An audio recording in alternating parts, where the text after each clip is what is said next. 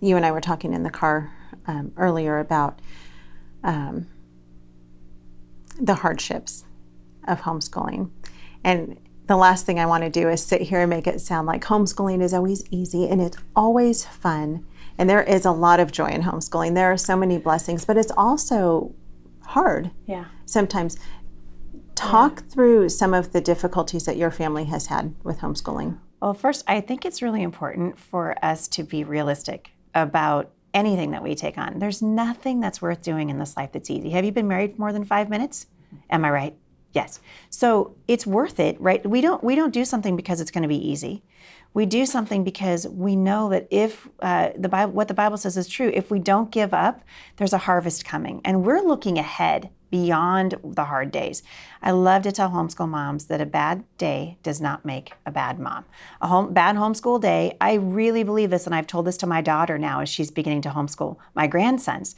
I've said to her, listen, Savannah, your worst day of homeschooling is going to be better than their best day at the public school because you're the one who gets to come in and make it right. When we mess up with our kids, when we say the thing that we didn't think we could say, I always tell parents, you want to know how sinful you are? Do you want to know how your lack of patience and where your end is? Homeschool your kid and you'll find out. But the awesome thing about this is that as you're doing that, you're going to be learning so much about yourself. Your kids are going to be growing in relationship. I think I have learned the power of an apology with my children. As I've homeschooled them, I've gotten lots and lots of opportunities to apologize to my kids. I think sometimes as parents, we have it in our head that the best thing that we can do for our kids is to keep them from adversity, right? We don't want them to experience any kind of suffering. We don't want them, and so sometimes we shield our own problems from our kids, our own shortcomings. When you're homeschooling your kids and they're with you a lot, it's very hard to conceal your shortcomings. And for as long as we've been homeschooling our daughters, especially in the very beginning, I had several friends that wanted me to homeschool. And frankly, they were a reason why I didn't want to homeschool because it looked too perfect to me. Like I would look at families on the covers of magazines and they had matching jumpers and they were all playing an instrument. And I was thinking, I can't relate to that, right? They're growing their own wheat and grinding it into flour. And I thought, that's not me. Like I'm going to the store and getting Wonder Bread for my kids and trying to figure out how to learn how to use my crock pot, right?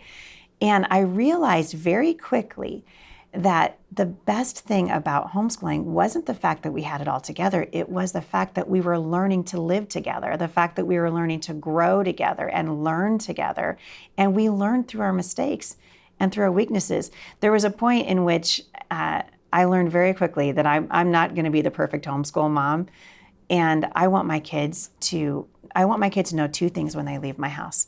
I want them to know that I loved them. That's the first thing I want. I don't want them to look back on their years at home and wonder if I love them. I want them to know that I love them. The second thing is that I want them to know that I trusted the Lord, that I trusted God for every decision that I made. And when I make a wrong decision, which we do as parents, and when the day goes bad, and when we burn the dinner, and when we stub our toe, and when our kids push us to the end of what we think we can do, and we say the word that we never thought we'd hear come out of our mouth, or we make a wrong decision, we have an opportunity to go back and make it right. And there was a point in which Savannah and Sierra had a bunch of kids over from a youth group, and I had a newborn. I always had newborns, right? We had newborns for 20 years in our home, and I was thinking about the baby and how the baby was going to be up every 3 hours in the night. And I remember telling Savannah's friends, you guys, I'm so glad that you came over because I wanted to be the mom that had all the kids at my house. We were going to be the party house, the house where all the kids would want to come and their friends would want to come. I didn't realize I was going to get older. I didn't realize I would be tired. Because no one who talked me into homeschooling told me I would have a bad day. So if I had a bad day, I assumed I was doing it wrong. And it was the end of a rough day. And I asked the kids to be quiet, and then I went and I got into bed, right? Put the little ones to bed, and then I got into bed.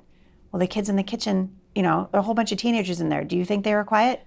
No, they weren't quiet. I went out into the kitchen. Hey, guys, please be quiet. I don't want you to wake up the baby. I'm trying to get them to understand. About the fourth time that I went into the kitchen, I lost it. I lost my cool completely. I yelled at kids I don't even know from the youth group, and I was like, I told you to be quiet. No one's listening to me. I'm crying. I mean, it was like it was as if these kids were looking at a ghost. Like, here's Savannah and Sierra's mom, and she's losing it, like this homeschool mom. But they were very quiet at that point. They tiptoed around me, and they went downstairs, and the only thing that I could hear in the kitchen was the mixer. Woo, woo, woo, woo, because they left it on, because I scared him so bad. I turned off the mixer, got back into bed. My husband was like, how'd that go for you? It was fine. It was fine. And then in my spirit, I just heard the Lord like, how'd that go for you? Really? I got to go down and make this right. I went downstairs. You know what? Your kids are stuck with you. They don't get a do-over. They don't get to pick their parents or pick your temperament, right? They're born into your family, and that is what it is. And if we love our kids, we're going to work on it, right? We're going to work on it, and we do it in relationship. And I humbled myself that day, went downstairs in my pajamas, knocked on the door where all the kids are now like hiding in the bedroom, right? And I was like, knock, knock, knock, I'm back. And I said to my daughter, I am so sorry. I am so sorry that I lost my temper. Please forgive me. I said, you know what? I realized I had a wrong expectation. Often that's what the problem is, right? We have an expectation that homeschooling is going to be perfect, that our kids are going to love learning, that they're just going to soak up prepositions and really want to learn their math facts. But life doesn't work that way, right? And so I had an opportunity to apologize to my daughters, and I look over in the corner, and here is a 16-year-old girl, and she's crying. And now I'm telling you what, I feel like the worst mom ever because I've scared this child, right? So I walked over to her and I put my hand on her shoulder. I said, oh, please forgive me. I'm so glad that you're here. I just lost my patience and I was wrong. And she said, oh, Mrs. St. John, you don't understand. You see, this was a young girl whose family was struggling. Her parents were in the middle of a divorce. She's one of 6 kids. A homeschooled family. So lest we think that homeschooling parents have it all together, I think we need to be realistic about how hard life can be. And she said, oh, Mrs. St. John, you don't understand. I would give anything to hear my mom apologize just one time. She threw her arms around me. In that moment, I realized the power of an apology. I realized that I'm learning so much about my impact on my children through my willingness to go back and say, you know what, that was wrong. Please forgive me. Can we do it again? Can we make it right? And one of the things about homeschooling I love so much is it gives me opportunity every day to assess with my children, how am I doing as a mom? How are my kids doing? And you know what? There's strength in it. And it's been about 10 years since that happened. And my girls will still tell that story. And the thing they remember was their mom was willing to come down and make it right. You have an opportunity every day to make it right. And when we do that, amazing things happen.